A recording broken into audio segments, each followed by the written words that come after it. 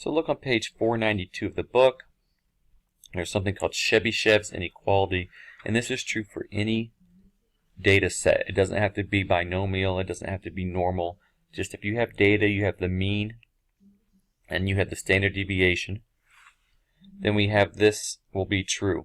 And it gives us a probability that with the mean right in the middle of the data, and you go a certain number of standard deviations above the mean, and you go a certain number of standard deviations below the mean, what's the probability that a randomly selected data value will be within that range? And it gives you the probability here. So a picture of that, the mean's in the middle of the data value. You randomly pick either 2 standard deviations, 3 standard deviations. You make k is going to be some number of standard deviations. And what's the probability that the randomly selected data value is between that number of standard deviations above the mean and that number below? So what's the chances that you're somewhere in between here? And the probability is 1 minus 1 over the number of standard deviations squared. So if you look at, let me pull up number 9 here.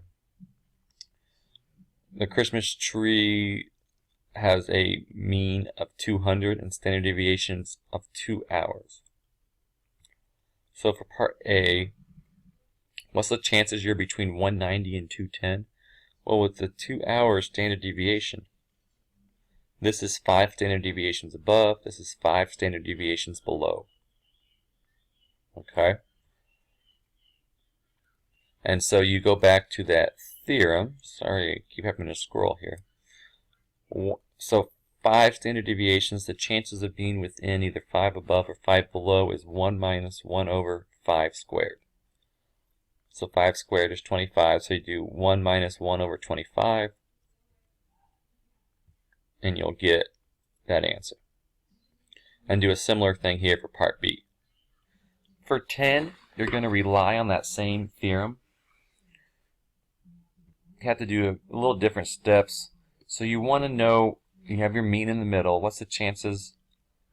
You're trying to figure out this C value, that 5 plus a value, 5 minus a value, you're going to be in between that.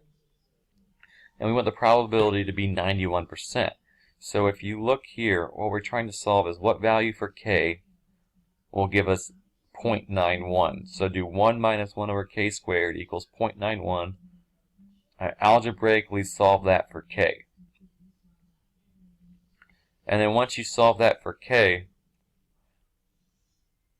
5 minus c, 5 plus c, k is going to go into that formula in combination with the standard deviation. So, I'm trying to show you the similarity here. 5 plus c would be like 5 plus that k you solved for times the standard deviation.